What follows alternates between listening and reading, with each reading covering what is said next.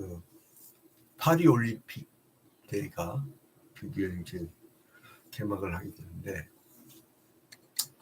그 우리나라 선수단이 프랑스를 가서 충격을 받은 거죠. 얼마 전에 제 아들이 동유럽 여행을 갔다 왔는데,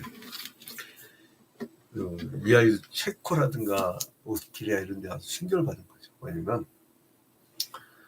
지구 온난화로 인한 기후 위기, 지구가 더 뜨거워지고 있죠. 여기에 대해서 전 지구인들이 준비하고 있는 그 대비책에 대해서 깜짝 놀란 거예요. 우리는 무방비잖아요. 근데 거기는 그 지구 온난화를 방지하기 위해서 이 무더위에 얼마나 덥습니까? 습도도 막 높고. 근데 이 무더위에 에어컨을 킨 것이 별로 없더래요. 그래서 어떤 선수는 그 파리 선수촌에서 그 일사병으로 실려갔대잖아요. 그리고 그 경기장까지 가는 그 수송하는 버스도 에어컨 안 틀더래. 그게 뭐냐면 철저하게 탄소 중립을 하려고 애쓰는 모습들이에요. 근데 우리는 과연 어떤가, 대한민국은. 우리는 이제 에너지원도 없을 뿐더러 태양열 발전이라든가 풍력이든지 하여간 이제 대체 그 에너지에 대해서 별로 고민이 없는 것 같아요. 그리고 그 가장 위험한 원자력에 집중을 하고 있는데, 여러분 일본이 지금 후쿠시마가 저렇게 된 거 우리가 봤잖아요. 자, 근데 이거를 미리 이게 위험하다 이런 걸 알려주는 거야. 인간은 왜 그럴까라고 할 때 인간은 원래 그런 거예요. 그래서 이제 그 대지를 이렇게 쭉 보면, 전도서를 보면은 그 지상선, 이 땅 위에서 선은 도대체 뭐냐. 그러니까 처음에 이제 전도서 우리가 1장 어제 봤잖아요. 그 인생에 대한 것이 1절부터 11절에 나왔고, 1장 1절. 그 다음에 그 가운데 헛되며 헛되니 또 뛰고 또 뛰다 이렇게 얘기하는. 근데 과연 지상선이라는 게 뭐냐? 지상선 이런 거. 지상선이 뭐냐?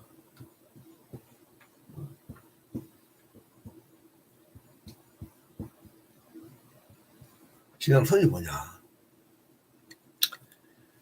이 지상선이라는 게 도대체 뭐냐?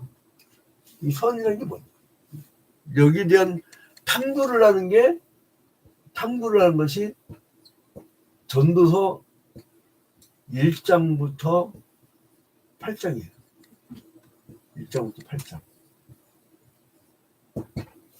근데 이 지상선을 탐구하는 것이 8장까지 나오다가요. 이제 이게 오늘 2장 같은 경우는 뭐냐면 이 쾌락, 이 중에서도 크게 이제 두 가지를 하는데, 지상선에 대한 탐구하고, 그리고 하나는 지상선에 대한 발견. 아, 이게 지상선이었구나. 이게 바로 이 지상선에 대한 탐구에 대한 결과, 이 8절 16절부터 8장 16절부터 이제 그 12장까지, 이게 이제 전체 내용이에요. 이 탐구의 결과, 지상선에 대한 결과. 예. 근데 여기서 오늘 이 부분에서 2장은 뭐냐? 2장. 여기에서 이제 얘기를 하는 게 뭐냐면 그 쾌락에 대한 거. 그 지혜와 쾌락에 대한 대비를 해요. 지혜와 쾌락. 우린 당장 화석연료를 쓰기 때문에 당장은 지금 편하지만 내 후대는 비참해지는 거예요. 지금 선조들이 땅값을 이렇게 올려놓잖아요. 그러면 우리의 후대들은요, 그러지 않아도 일자리도 별로 없는데 그거를 얻을 수 있는 기회가 없어. 그러면 어떻게 되냐? 결혼하기를 포기해. 그러면 또 어떻게 되느냐? 애를 안 낳아. 그래서 갑부집 애들만 낳는다 했잖아요. 그럼 안 되는 거예요. 사람은 똑같은 사람이라고. 근데 이거를 이제 얘기하는 것이 바로 2장인데, 그 이제 1장에서는 그 인생과 만물이 다 헛되다고 고백을 했는데, 이제 이 교훈들이 이제 솔로몬의 삶의 체험에서 이제 나온 것들이죠. 근데 이제 그거를 이제 헛된 것을 가지고 사람들이 무엇을 뭔가 가지려고 하는데, 그게 뭐냐면 즐거움, 쾌락을 얻어요. 근데 어떤 사람들은 쾌락을 얻는 방법이 뭐냐면 그 이제 처음에는 술이. 이 사람이 3절에 보니까 내가 내 마음으로 깊이 생각하기를 내가 어떻게 하여야 내 마음을 지혜로 다스리면서 술로 내 육신을 즐겁게 할까? 또 내가 어떻게 하여야 천하의 인생들이 그들의 인생을 살아가는 동안 어떤 것이 선한 일인지를 알아볼 때까지 내 어리석음을 꼭 붙잡아 둘까 하여. 술로 내 육신을 즐겁게 할까? 그러니까 뭐냐면 술은 뭐예요? 이 쾌락이란 거예요. 즐거움. 그 에피쿠르스 학파가 아타락시아, 쾌락을 추구한다는, 물론 그런 그 쾌락과는 좀 개념이 다른 거지만은, 근데 어떤 사람들은 이 정욕을 통해서 또 쾌락을 추구해요. 그리고 어떤 사람들은 투기. 잘 봐봐요. 나의 사업을 크게 하였노라. 내가 나를 위하여 집들을 짓고 포도를 일구며 여러 동산과 과를 만들고 그 가운데 각종 과목을 심었으며. 그러니까 막 투기와 건축을 해갖고 자기가 막 커지는. 그러면 그걸 보면서 막 짜릿한 느낌이 있다는 거예요. 여러분 쇼핑하면 기분 좋잖아요. 근데요, 그 투기꾼들은요, 그 부동산을 사면서 그 쾌락을 느낀다는 거예요. 그 맛들이면 나중에는 그 돌이킬 수 없다는 거예요. 그 자기의 부를 쌓고 큰 집과 많은 도비들, 보석들을 막 사들이고 하고 싶은 대로 마음껏 즐기면서 살아가는 이 모습, 그걸 쫙 그려요. 실제 남녀노비들 하고, 그다음 팔자에 은금을 얻고, 그리고 막 9절에 창성해지고, 이제는 뭐 10절에 무엇인지 내가 막 다 구하고 얻고. 그런데 11절에 딱 전반의 결론을 내립니다. 그 후에 내가 생각해 본 즉 내 손으로 한 모든 일에 내가 수고한 모든 것이 다 어떻다고요? 헛되어 바람을 잡는 것이며 해 아래에서 무익한 것이로다. 헛되고 무익하대요. 근데 사람들은 그걸 쫓아 살아. 당장 눈앞에 보이는 거니까. 그러니까 니들 그렇게 많이 가져봐야 다 이게 소용없다. 그래서 12절부터 17절에 뭐라고 나냐면 죽음 앞에 다 똑같은 인생이야. 그런 행동들을 뭐라면 당장 눈앞에 막 그 쾌락을 쫓는 것을 뭐라고 하냐면은 12절에 내가 돌이켜 지혜와 망령됨과 어리석음을 보았나니. 그러니까 뭐 이렇게 그게 어리석고 그게 망령되다는 거예요. 그런데 14절에 보니까 지혜자는 그의 눈이 그의 머릿속에 있고 머릿속에 있다는 거예요. 우매자는 막 쾌락만 추다니까 어둠 속에서 막 덜거리는 거예요, 사실은. 그래서 그를 모두가 당하는 일이 모두 같으리라는 것을 나도 깨달았다. 다 죽어버린다는 법. 별거 있냐 이거예요. 이렇게 구별합니다. 그래서 17절이니까 이러므로 내가 사는 것을 미워하였노니 이는 해 아래에서 하는 일이 내게 괴로움이요 모두 다 헛되어 바람을 잡는 것이기 때문이로다 라고 구별을 해요. 여러분 이 구절을 가만 보면요, 재밌는 그 신학적인 걸 발견할 수 있어요. 이게 그 17절에 해 아래에서 하는 일이 내가 괴로우며 다 헛되고 바람을 잡는 것 같고요. 이제 이러한 인생이 왜 그렇게 된 거죠? 왜 이렇게 된 거죠? 그렇게 된 이유는 바로 창세기 2장에 보면 인류가 그 먹음직도 하고 복음직도 한 그 탐욕 때문에, 그 탐욕 때문에 그 에덴 동산을 잃어버리게 한 거예요. 잃어버리게.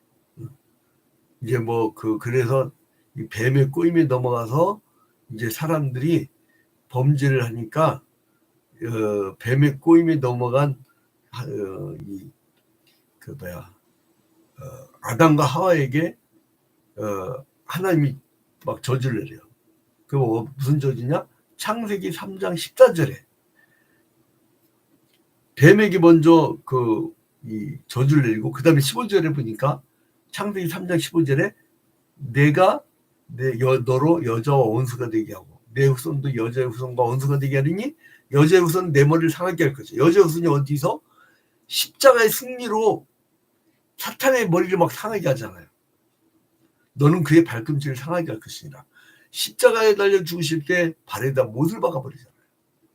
그러면서 여자한테 뭐라 하냐면 창세기 3장 16절에 또 여자에게 이르시되 내가 내게 임신하는 고통을 크게 더하리니 네가 수고하고 자식을 낳을 것이며, 그 다음에 창세기 3장 17절에 아담에게 이르시되 네가 내 아내의 말을 듣고 내가 네게 먹지 말라 한 나무 열매를 먹었은즉 땅은 너로 말미암아 저주를 받고 너는 내 평생에 수고하여야 그 소산을 먹을 것이다. 그전까지 수고 안 해도 먹을 수 있었거든. 근데 이제는 노동이 괴로움이 된 거예요. 그래서 오늘 전도서 2장 17절에 돌아오면 이러므로 내가 사는 것을 미워하였느니 이는 해 아래 사는 일이 내게 괴로움이요. 괴롭다는 거예요. 그게 왜냐면 죄의 결과예요. 죄 문제가 해결되잖아요. 그리고 우리가 죽고 부활한 이후부터는요, 노동이 괴로움이 아니라 하나님과 함께 하는 그 노동이 즐거움의 노동으로 바뀌는 거예요. 찬양하고 기뻐하고. 그날이 있단 말이에요. 그날. 그러니까 우리는 그날에 대한 소망을 갖고 살잖아요. 그러니까 소망을 가져라 이거예요. 26절에 보니까 하나님은 그가 기뻐하시는 자에게는 지혜와 지식과 희락을 주시나. 그러니까 하나님의 지혜를 받고 사는 사람은 뭐냐면 지혜와 지식과 기쁨이 있다는 거예요. 근데 죄인에게는 노고를 주시고, 아까 뭐라 했어요? 창세기 3장 17절에 이 아담에게 하나님 뭐라 하면 네가 불순종해서 열매를 먹었으니까 너 땅은 너로 말미암아 저주를 받고 너는 평생에 수고하여 그 소산을 먹으리라. 땅이 너에게 가시덤불과 엉겅퀴를 낼 것이라. 네가 먹을 것은 밭의 채소인즉 내가 흙으로 돌아갈 때까지 얼굴에 땀을 흘려야 먹을 것을 먹으리니. 그러니까 이게 고통이라고, 고통. 근데 하나님이 그 쾌락을 쫓아가 사는 사람들 있잖아요. 그게 바람이 나는 두어 같다는 거예요. 허망하다는 거예요. 아무것도 아닌다는 거예요. 이걸 미리 깨닫고요. 우리가 영원한 세상 봅시다. 좀 이렇게 시간을 길게 봐야 돼요.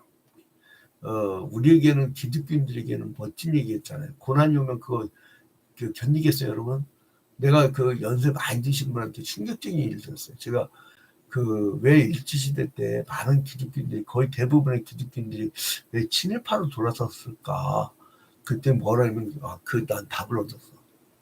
순사들이 잡아가면 얼마나 혹독하게 고문을 겪고 그 다음에 죽임을 당하는지를 알기 때문에 그 앞에서 알아서 설설 기지 않는 자가 없다는 거예요. 괜히 한번 대들다가 압수수색 당하고 막 그 사형에 준하는 막 형벌을 내리고 온갖 걸 다 탈출하고 이 범죄인을 만들어버리는 그러한 일제시대 때 어찌 감히 항일운동을 할 수 있겠냐 이거예요. 가만히 그 말 들으니까 맞는 일이야. 그러나 그럼에도 불구하고 하나님이 말씀하셨잖아. 우상 숭배하지 말라고. 이계명. 그거 하지 말아야지. 고문당하고 죽는데요. 그게 그리스도인하고 비그리스도인의 차이입니다. 그 인간의 뛰어난 지혜로도 그 만족을 얻지 못했던 지혜자가 쾌락과 물질은 만족을 얻을 수 없구나. 하나님 없는 그 물질은 다 헛되구나. 그러니까 인생 자체가 하나님의 선물이기 때문에 하나님의 섭리에 따라서 가져가며 즐겁게 살아야겠구나. 이걸 이제 깨닫는 거예요. 결론 맺겠습니다. 그러니까 솔로몬이 명성을 끼치게 된 이유가 두 가지가 있어요. 첫 번째는 뭐냐면 그의 뛰어난 지혜이고요. 두 번째는 부귀영화예요. 돈 많으니까 유명해진 거예요. 여러분 같은 유튜버라고 애들 초등학생 네 꿈이 뭐냐면 유튜버. 여러분 그것도요. 자기가 유명세를 타지 않으면 오프라인에서 유명세를 타지 않으면 쉽지가 않습니다. 쉽지가 않아요. 얘들이 막 그냥 손흥민 선수 보고 축구를 달려들잖아요. 예? 축구 선수 수만 명 중에 한 명이 나오는 거예요. 연예인 애들 막 요즘에 아이돌 막 그냥 그게 춤꾼인지도 노래꾼이냐고. 그게 문화예술 분야에서 그건 춤꾼이에요. 춤꾼. 왜냐면 그 빠른 속도 내가 한번 애들 보고 막 이렇게 하면서 나 운동 좋아하니까 막 그렇게 하고서 노래를 해버렸더니 하고 노래가 안 나와. 그 뭐냐면 그거를 녹음을 돌려가지고 한 거예요. 여러분 그래서 이제 이 지혜가 우매자일 것보다 그 낮춤을 타며 헛된 것인데 다 헛된 것인데 인간은 앞일을 알 수 없고요. 아무리 계획을 세워도 다 부용지물이고요. 이 인간의 아무리 자기가 지혜롭다고 해도 하나님의 믿으라는 것보다도 못하다는 거예요. 고린도전서 1장 25절이 나오잖아요. 하나님이 그 미련한 자를 들어서서 지혜로운 자를 부끄럽게 하신다고. 두 번째는 사람의 지혜는요. 계획을 세워도 그 계획대로 실행되질 않아. 여러분 꿈대로 되던가요? 안 돼. 그래서 이제 우리 인간의 헛됨을 알고 쾌락보다 하나님의 영원한 그 뜻을 위하여 사는 여러분이 되시기를 주님의 이름으로 축원드립니다. 오늘 주일입니다. 하나님의 거대한 구속사 속으로 다 들어오십시오. 그래야지 그런 시야를 발견할 수 있고 그런 웅장한 위대한 그 하나님께 찬양과 영광을 돌릴 때 여러분들이 하늘의 지혜가 임하는 것을 체험할 줄로 믿습니다. 우리 다 같이